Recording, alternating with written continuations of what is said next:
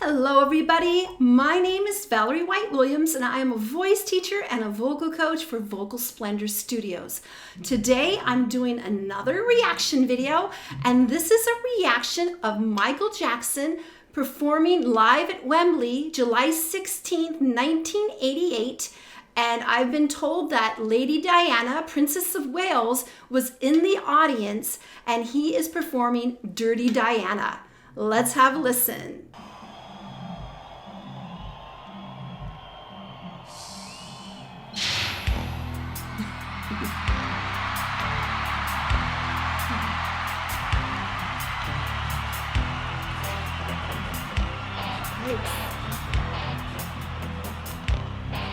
You never make me stay, so then you get off of me. I know your every move, so won't you do it, baby? I've been here time before, I was too blind to see that you seduce every man. This time you won't seduce me. Just saying that's okay. Hey baby, do what you please. I had the stuff that I want. I am the thing that you need. She looked me deep in the eye. She's touching me so the start. There's no turning back. She's stopping in a shot.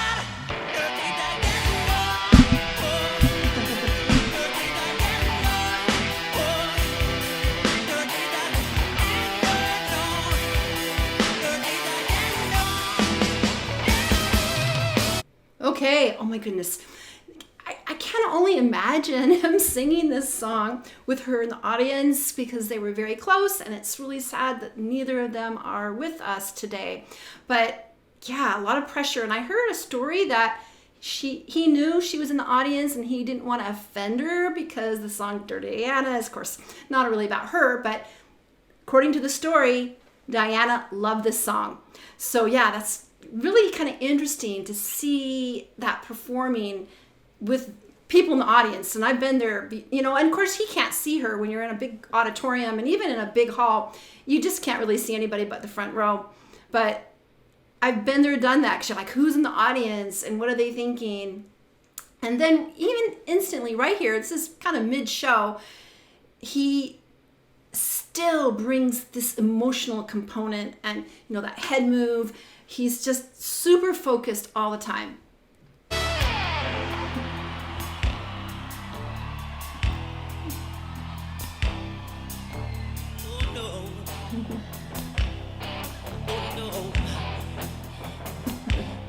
She's like the boys in the band. She knows when they come to town.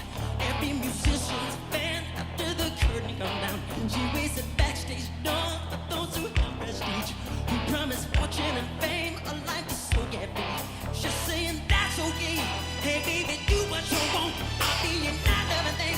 I'll be the freak you beat on. I don't care what you say. I wanna go too far. I'll be your everything if you make me a star.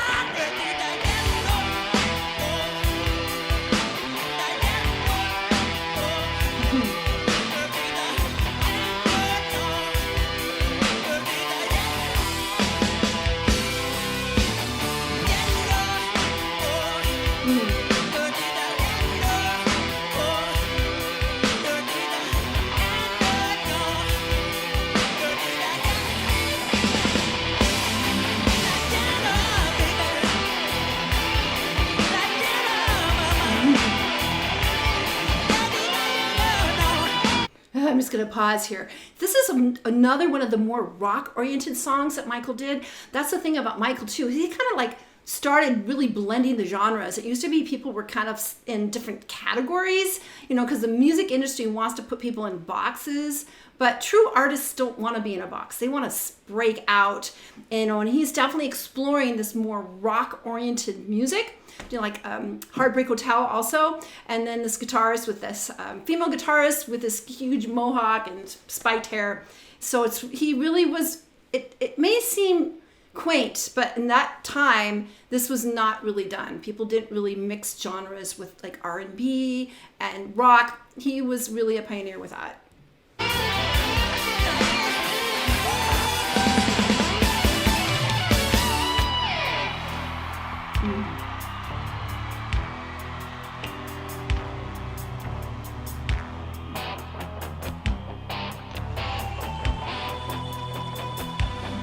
She said I had to go, 'cause I'm a don't you come with me? I said my baby's at home, she's probably worried tonight. I didn't call on the phone to say that I'm alright. Diana walked up to me, she said I'm all yours tonight. I ran to the phone, saying baby I'm alright. But all I can do, because I forgot my key, he's not coming back because he left me with me.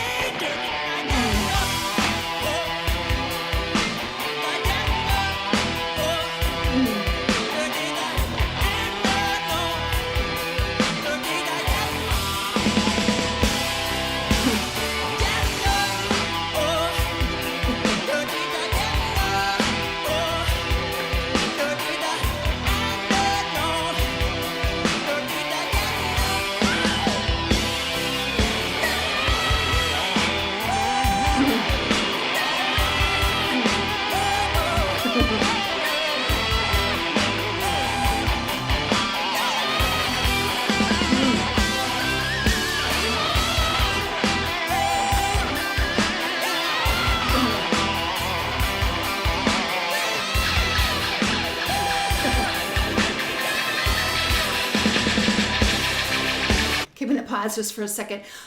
This is like almost really dark for Michael, and I'm going to talk a bit more later with the whole groupie issue, but what I want to point out is when Michael just doesn't always use his voice. It's never just his voice. He uses his whole body. And in this particular song, this is like really angsty, and you know, he's kneeling, he feels the tension in his body. So his whole body is his instrument, and he tells a story. Now, especially when you're in this big auditorium, you really need to, you know, it's far, people are far away. And so by using a lot of exaggerated body movements, it makes a really compelling story for even people back in the nosebleed. But it's so real. And with the camera, you can see he's not phoning home. He's really feeling this experience, which pretty much every musician gets.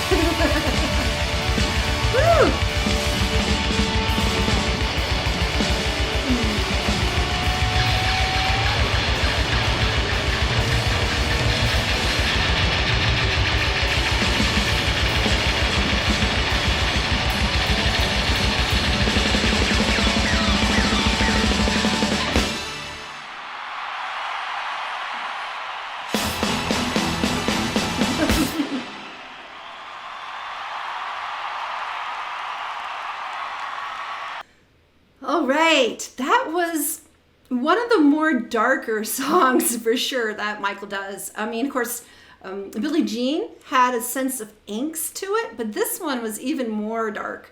And this is about groupies, obviously. Dirty Diana. A lot of musicians have had to deal with this. And what's interesting is this is really an angsty song to Michael because, you know, we know my husband is a drummer too, and even in the rock bands, girls are always like wanting to sleep with band members, so it's a real industry hazard. And so many touring musicians have actually been unfaithful on the road and ruining their relationships because there's these women, and I'm sure there's guys too, right? You know, it probably goes both ways. They want to, you know, have an effect with a famous person, and you can tell with Michael, the stress is on his face. I mean, I'm sure it's numerous times. Obviously, it wasn't just one girl. There's probably many of them that just, you know, show up, and, you know, some of them are very aggressive, and you could see in his face just the angst and the pain and the conflict.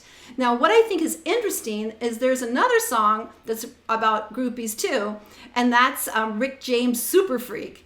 She's a super freak, super freak. Don't bring her home to mama, but that was a completely different perspective. He was like, yeah, I got this girl. She's awesome. I'm just not going to take her home to mom. So Rick James was like, sweet, I got the chick. And Michael's like, I'm not comfortable with this. I don't like this. This is just feels sleazy and gross.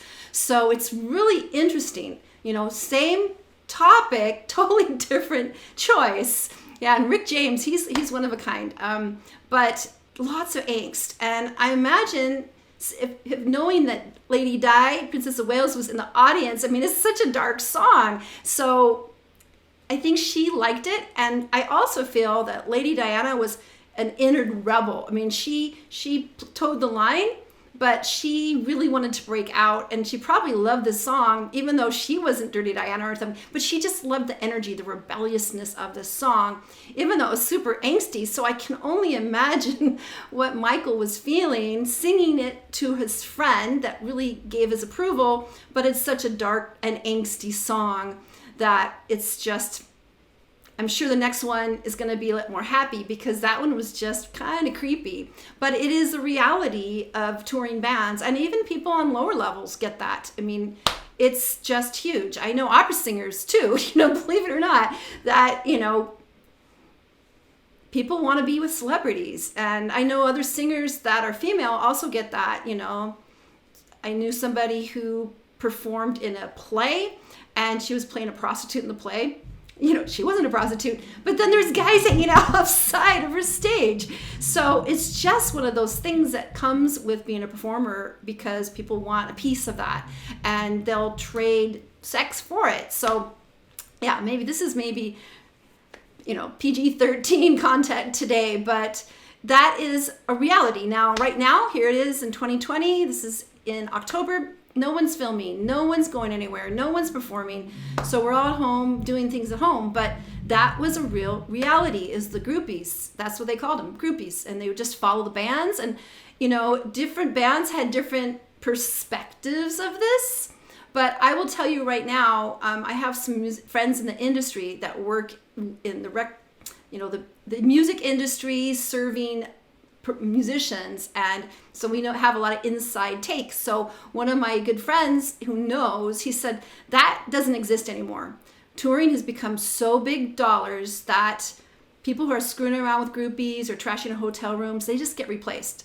What he said is that people mess up and they're a touring musician. Okay, obviously Michael's a big star, but the band, the general band, the people that play, if you mess up, the next day you have a ticket on your instrument, which means bye, you're done, because it's too big of money. But in the 80s and the 70s, there was lots of crazy things that happened, and it was very self-indulgent, trashing hotel rooms, sleeping late with groupies, drugs, sex, rock and roll.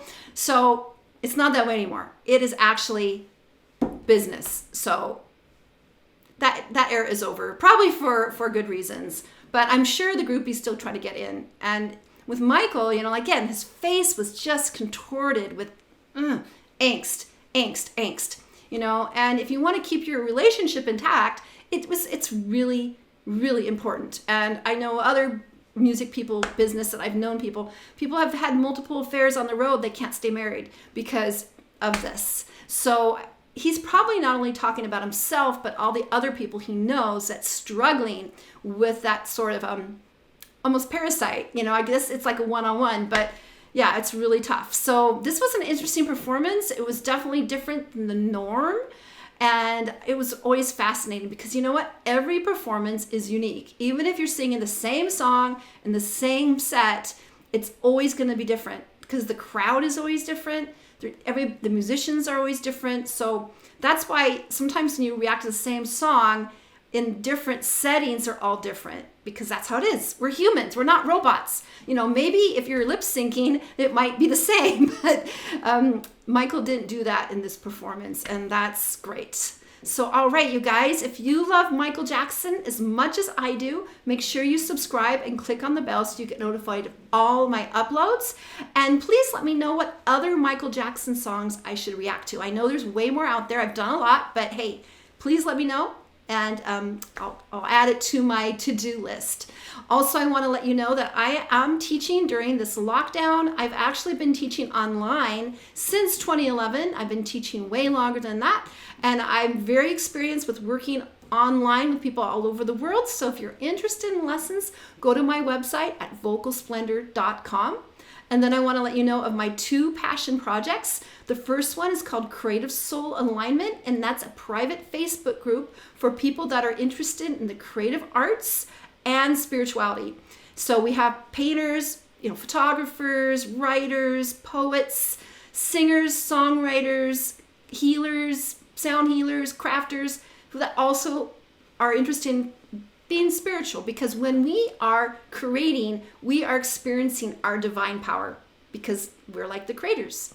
And then another group that I have is called, also a private Facebook group, is called YouTube Success Strategies. And that's my other side where I'm teaching people how to succeed on YouTube. I've been on YouTube for 10 years and I've had a lot of success. I have other channels as well. So I'm ready to start teaching people how to do what I've done, is to grow my YouTube channel to allow myself to actually make money and attract clients. So if you're interested in both of those groups, hope to see you there. You can find all the information below in the description. All right, take care, you guys, and I'll see you next time. Bye.